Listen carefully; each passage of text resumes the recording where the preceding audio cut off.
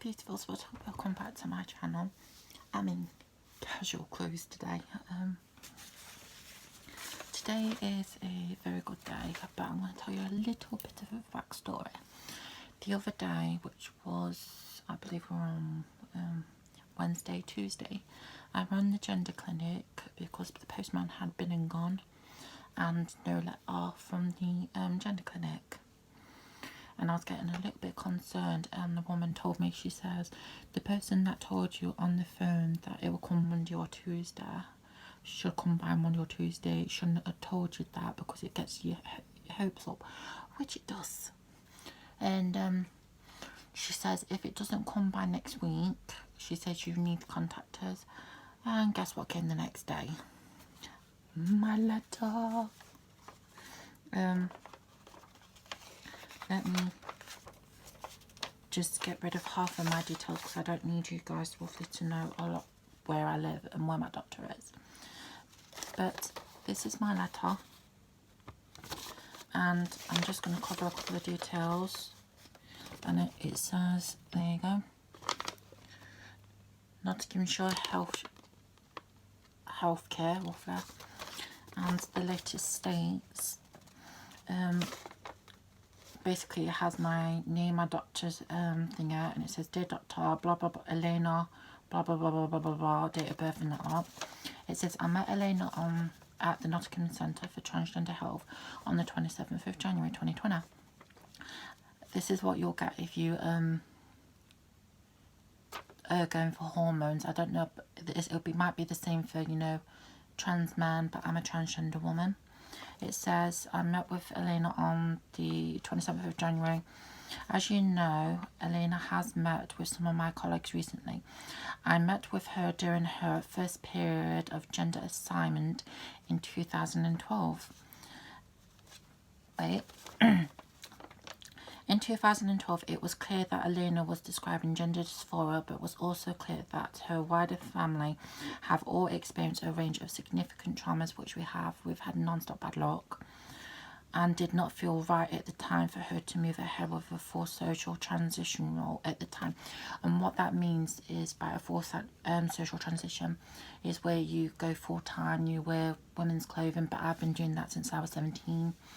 And I changed my name and I changed every single document. That's what a full social transition is, where you're presenting 100% as a female, and I do that all the time.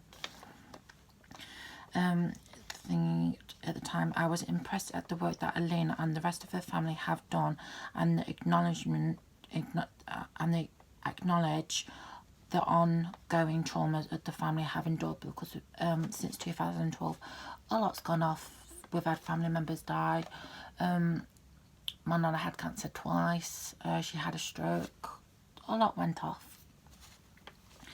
And it says right here, in brief, Elena presents as a trans woman with some psychological fragility, I don't know what that means, and some physiological resilience. There is no defined formal mental illness. Elena has capability. I'm not mentally ill. I never have been. This is just me. She has completed a social role transition and provided me with a range of social documents, qualifications at college as proof of this. Like I said, if you're going to do this, your best bet's roughly getting your referral from your doctor, and then that, because it's a 2-year waiting list, it gives you enough time to social transition.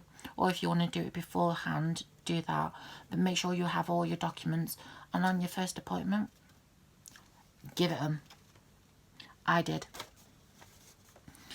It says, many thanks for carrying out the blood tests, requested blood tests. These show no contradiction to commence Elena's request treatment, which is a feminizing hormone therapy. So in other words, perfectly fine. There's nothing wrong. I took informed consent from Elena for this purpose, a copy of which I include for your records. And this is what it is. This is information about feminizing hormones. There we go. And there we go. You and your doctor will sign it, will flat, but I have that. Yep. And would be grateful if you could prescribe 1 mg twice a day of estradiol folate, if I got that right. I would recommend taking blood tests after 4 to 6 weeks of treatment, which he said would happen, because I'm going to have to now have regular blood tests. With Elena having the bloods taken in the morning, which he says, and then take your estrogen after roughly you've done it, so it's a 12-hour period each time. I'm okay with that. I'll set an alarm in the morning, and not taking her hormone dose of estrogen until after the bloods have been taken. The bloods are, and it tells you right there, the same blood test I had done in the first place. Whoops. And this just basically means if I take my estrogen before my blood test, my estrogen levels will plummet up, and that's not what they want. They want it to be completely accurate so they can get a really good dose of how much estrogen I have in my body. So my estrogen don't just go from being up here and then plummet straight back down, because I would have to have my bloods taken again. But on the back it says, I would be grateful if you could provide Elena with a copy of the blood test results when available, which she can communicate to us either by bringing them to her appointment, or if she chooses to send by email address. So you can send them by email if you want to make it more quicker.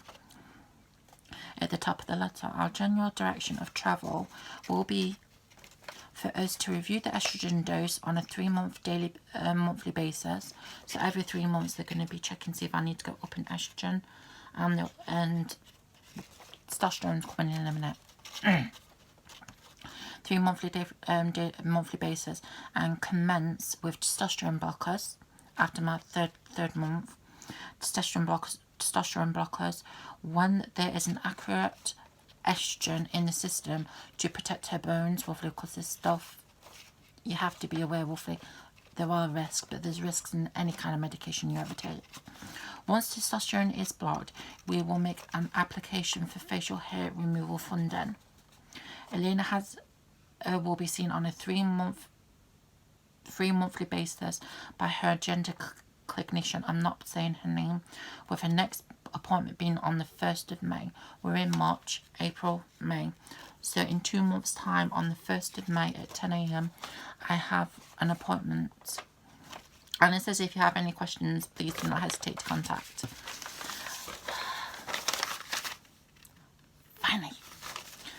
But I have an appointment on Tuesday the 10th, but 10th of March, to have basically get my estrogen sorted. But I am ringing up tomorrow to see if they have an appointment on the day at 8 o'clock, just to see. If not, then literally I have my appointment in hand. But this is it. The next video will be me with my estrogen, and also a Primark haul, so I've got that coming up. But that's it, beautifuls. I'm so much happier now knowing this is here. All that, basically, I can't remember if it was 1.5 years, I know, or 2 years. I can't remember the waiting list for just your very first appointment. But it's all sorted now.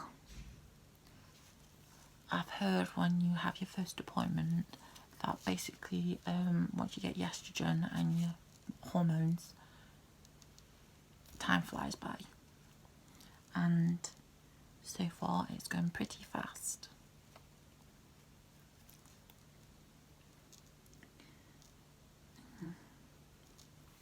I'm so happy.